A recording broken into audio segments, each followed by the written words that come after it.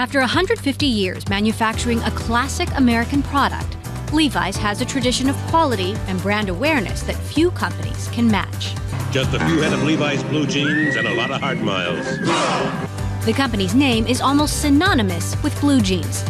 But this history offered little protection when the COVID pandemic devastated global retail in early 2020. All of a sudden, most of our stores around the world were closed, like that. And we saw our revenues pretty much dry up. As the shock of the crisis subsided and economies began to reopen, Levi's and its industry peers stood at a crossroads. I think that at the end of the day, what was really unique for those that took advantage was COVID was this opportunity for companies to refashion their businesses for the future. We are going to emerge from the pandemic a much stronger company. And now we're saying, okay, what does the next 5 to 10 years look like? This is the question Levi's CFO Harmit Singh grapples with every day. As CFO, the one important thing is to ensure you're able to connect the dots and always think longer term, I think is critical. Harmit Singh has lots of dots to connect. He's managing the company's complex advances into digital technology, ensuring that it can meet ambitious sustainability targets, and making sure that all its processes, from sourcing to sales, are integrated into this transformation. He's an operator, and he understands the business at a very granular level, but can also copter up high to 40,000 feet and think about, where are we going? That's why you could call Harmit Singh Levi's Chief Future Officer.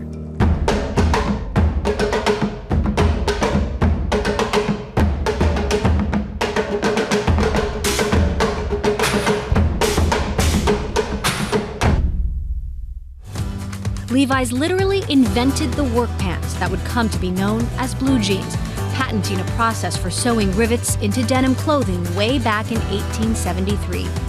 But that pioneer spirit was lagging on the financial side of the business when Chip Bergh hired Harmit Singh in 2013. When I joined the company 8-9 years ago, the balance sheet was a constraint. We were not investing for growth. We had $2 billion of debt on the balance sheet. We were actually spending more money on interest expense than we were advertising our brand. And one of his first missions was to turn the balance sheet from a liability into an asset. He did that. We paid down $1 billion in debt, and we started reinvesting back in the Levi's brand, and that's been central to the turnaround of the business. Revenues grew steadily through the decade, peaking in 2019 when the company went public. Levi's maintained a dominant share of the market for jeans. Then came the pandemic, and by early 2020, all of this progress was put on pause. So we saw $1 billion of revenue evaporate that first quarter of the pandemic because our stores were closed, our wholesale partner doors were closed. As we got into the pandemic, we said we've got to do two things. We've got to manage through the crisis, which is all about preserving cash, driving profitably, and communicating with all our stakeholders. But importantly, we had to emerge stronger because the consumer and employee experiences were changing. What are some decisions you made under pandemic pressure that you're really proud of? We pivoted to a new strategic blueprint. The pivot was on three basic things: elevation of the brand, acceleration of our direct-to-consumer business, and diversifying our product base, our number of brands. We just closed a deal and entered the active segment with Beyond Yoga. The other thing we did was we continued to invest for the long term.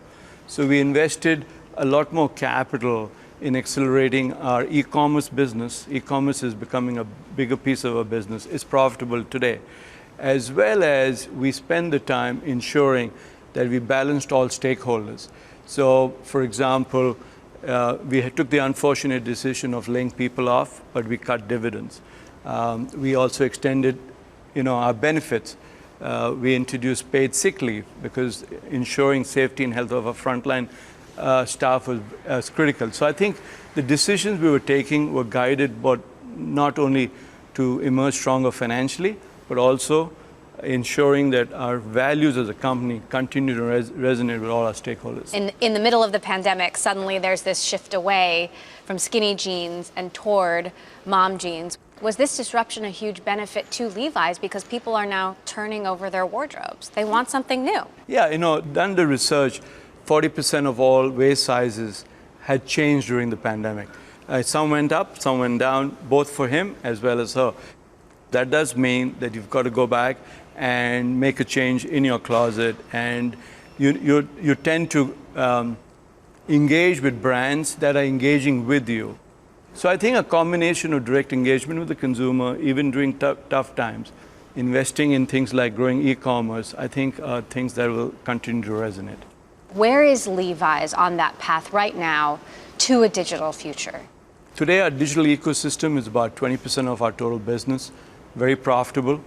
We aspire to make this a third of our business. Our direct-to-consumer business, which includes our stores, is about 40% of our business. It used to be half that years ago. We aspire to grow that to about 60% or 2/3 of our business. If the analogy is a baseball analogy, where are we?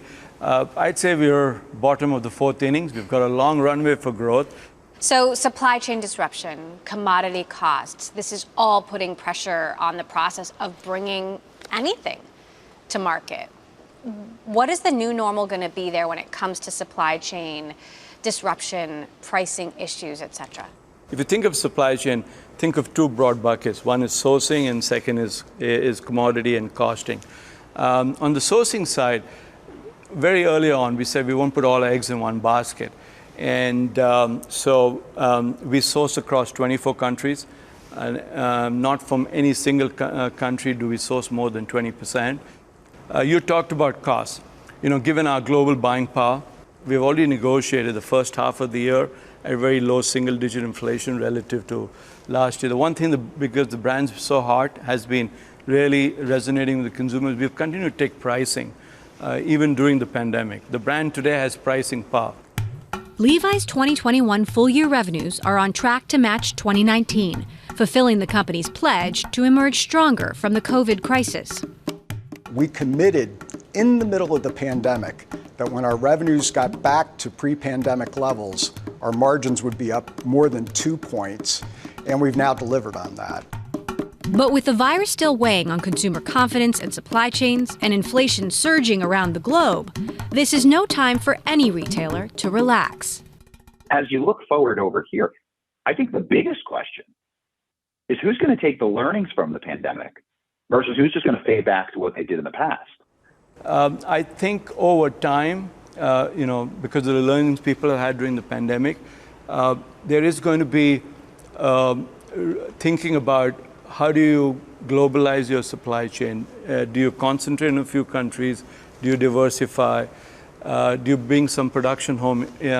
One of the programs we started a couple of years ago was our FLX program. It's using lasers to finish your denim product. It used to be done by hand. It used to be done overseas.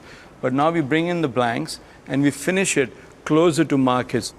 And so we're in the process of expanding that program around the world. So I think people need to just think about different ways of doing it. And I believe technology will play a key role. Coming up, for Levi's, a successful future means a sustainable future. That's a challenge Harmit Singh is determined to meet. We're one of the few companies where ESG and sustainability is the cornerstone of a strategic plan. That's next. This is Bloomberg.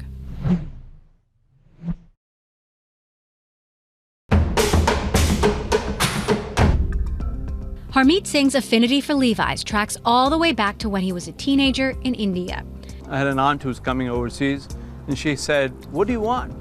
And I said, "I want a pair of Levi's." At an early age, he decided to study finance. I did my CPA, or Chartered Accountancy, with the goal that I want to start my own CPA firm.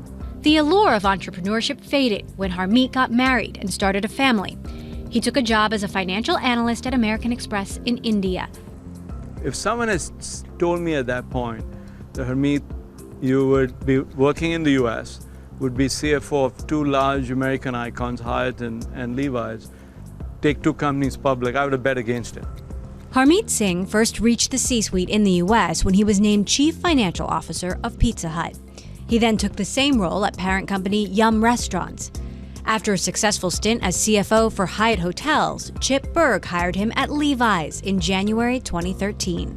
I've been very fortunate, been lucky, have had great mentors, And one thing has led to the other. Throughout their time working together, Chip Bergh and Harmit Singh have been partners in a steady push to make Levi's more sustainable. First is not something we just started. It's been in our DNA, as people in the company would say, it's woven into our fabric. Harmit has been driving a lot of the investments behind making this company a more sustainable company. Many of these investments have gone into the Eureka Innovation Lab, a research and development center a few blocks from corporate headquarters.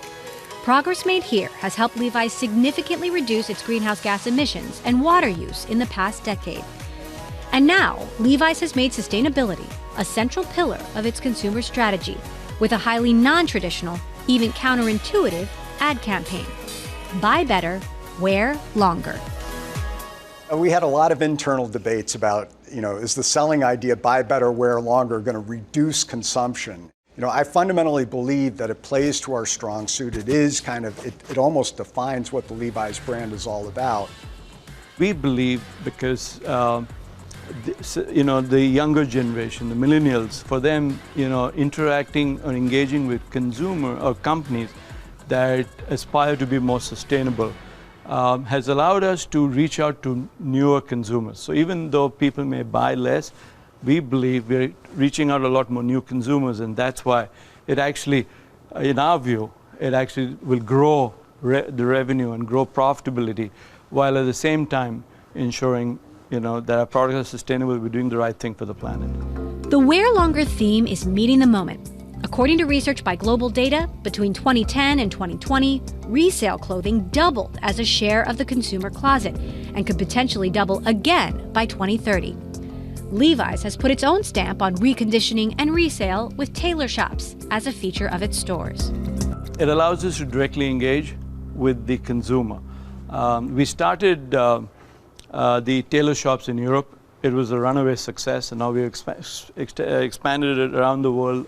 Most of our stores in the US have it. All our next-gen stores, which are our latest format, have tailor shops. We've taken the reins in our own hands. I think the addressable size of the market is about $30 billion, and we just entered it. So that's clearly an opportunity for us. In 2020, Levi's issued its first standalone sustainability report. It covers environmental, social, and governance issues, outlining programs, priorities, and principles, and setting ambitious targets for performance. It will be up to Harmit Singh and Chief Operating Officer Liz O'Neill to execute the plans they helped devise. Harmit and I work together a lot on figuring out what's the strategic direction, how are we going to get there, and how are we going to invest in order to actually make that a reality. What falls under the COO umbrella and the CFO umbrella, and where do those overlap? Well, sustainability reports in through me, so I have the supply chain as well as the sustainability team, but nothing happens without the CFO. The CFO is imperative to this, and honestly, right now we're in such a big transformation as an industry. As we try to transform, we need the help of the CFO to really help us figure out what are those focus areas and how do we distort our resources and our investments to those areas that are going to matter most. Every year we do a strategic business plan. We're one of the few companies where ESG and sustainability is the cornerstone of a strategic plan. And thinking about, okay, you're saving all this money in negotiation. Are you going to drop it to the profitability, or are you going to invest for the long term? Think about this place, right? People ask me, is this getting you the payback? I say you can't measure this from a payback. If 80% of our innovation is coming from here, we are building for tomorrow. This is, it's a very easy answer. You're getting the payback. And I think that's the discussion that happens on a regular basis. Singh and O'Neill showed me how that discussion is driving Levi's through a major shift from hardware, traditional resource-intensive manufacturing processes, to software. They gave me an iPad and told me to design the jeans of my dreams. You can come down here, and we all love our damaged and destructed jeans. Yes, we do. So you can love a little damage. Click and add damage. But that wasn't even the coolest part. So what you customize will come to life. Okay. So we're going to see my damages on there. Oh my goodness. That's You can amazing. see it happening in real time. Like that, a distressed pair of Levi's that just needs one short wash to be ready to wear. This technology is already in use and already delivering results.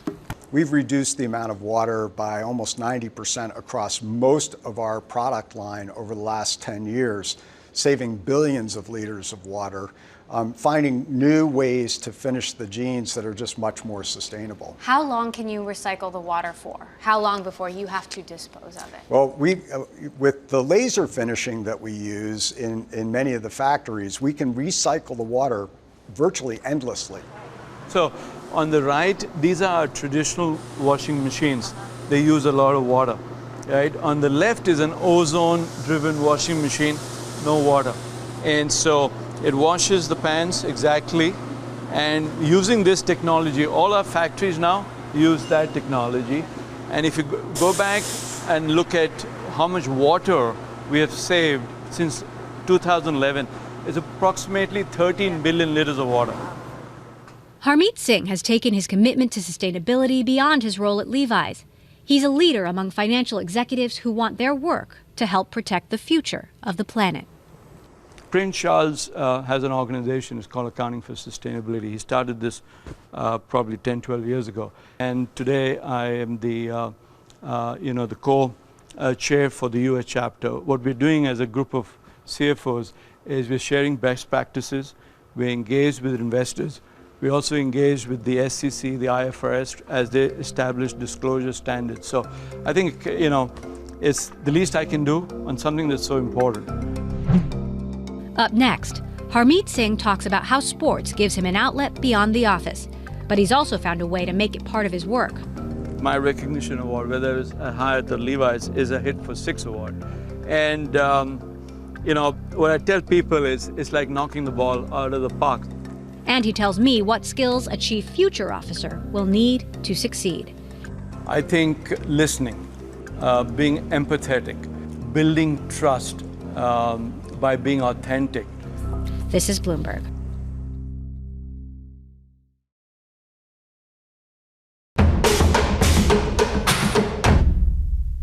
Levi's CFO Harmit Singh loves sports. He played basketball and cricket growing up in India, and more recently took up golf. What do you love about sports? Are you ultra competitive? Does it help you relax or decompress? I like to win, but win the right way. But it also gets me to relax because I like to associate a little bit of downtime, watch a game of golf, play a game of golf, or see some cricket. So I think a good combination of both. You have created your own award tied to cricket for your team here at Levi's. It's called Hit for Six. What I tell people is it's like knocking the ball out of the park. So link it back to baseball. It's a home run. But it's a home run. And I give it to folks who go beyond their normal job and make a big difference. I'm a big believer in recognizing good work because I think that really helps motivate people, motivate teams. And, people believed in me, and that's why I'm here. So it's my job to believe in people and talent. Sports and business also intersected for Singh when Levi's purchased naming rights to the San Francisco 49ers' new stadium. Although at first he was blindsided by the deal. I was a week into this role. The balance sheet was constrained. He walks into my office because he's built brands, and he says, "What do you think of naming rights for Levi Stadium?" And I said, "How much is it going to cost?" And he says, a small sum of $200 million. I said, "Really? Have I got into the wrong company?" We got together and said, "Okay, how do we make this happen and make this a success?" And, the 49ers did well. We had a Super Bowl a couple of years into it. Yeah. And everybody who goes there, I'd say, dresses casually. Hopefully a lot more casual after the pandemic, but a lot of them are wearing our product. So it really resonates with who we are. A brand with a 150-year history isn't going to change its core identity, even after a disruption like the pandemic. But Levi's, like retail companies everywhere, is determined to build lessons from the last 2 years into a vision for the future. We have to sustain what we have emerged out of. Ensuring that we continue to invest in the digital transformation of the company is critical. Transforming to digital doesn't mean abandoning physical retail. Even though Bloomberg Intelligence sees brick-and-mortar apparel sales declining from a 2019 peak, BMO Capital Managing Director Simeon Siegel says stores still have an important place in the omni-channel mix. The retail model in the past worked for a reason, and it still does.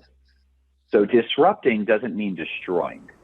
The consumer doesn't wake up in the morning and go, today's going to be a brick and mortar day, or today's going to be an e-commerce day. They wake up and they go, I want to buy a pair of Levi's. I think what we're going to find is omnichannel doesn't mean being everywhere for everyone. It probably means using everything that you have to the best of its ability and figuring out how to represent once you know what you want to be.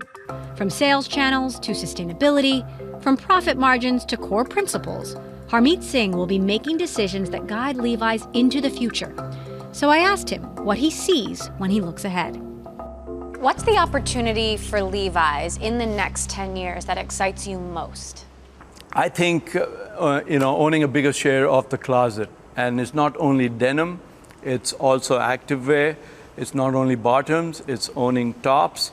And so diversifying our product base. Currently we have, a big brand in Levi's. We just bought Beyond Yoga. And the question is, can we make the company with a company that has more portfolio of brands longer term? What's the challenge for Levi's in the next 10 years that keeps you up at night? I'd say, going through different crises, because there's living in a very uncertain world. I think dealing with issues like climate, I would say cybersecurity and the dangers of it.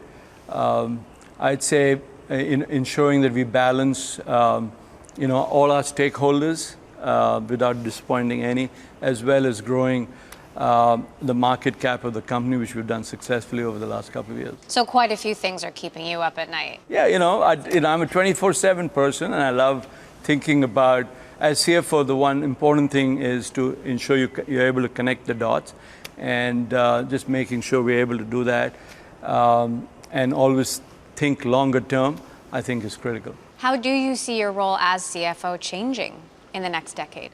I'd say having a broader influence around many things. I think the desire to unlock not only shareholder value but also stakeholder value, I think becomes important. I think the desire to build a very successful team, a talent that is diverse and is making an impact through the organization, I think is critical.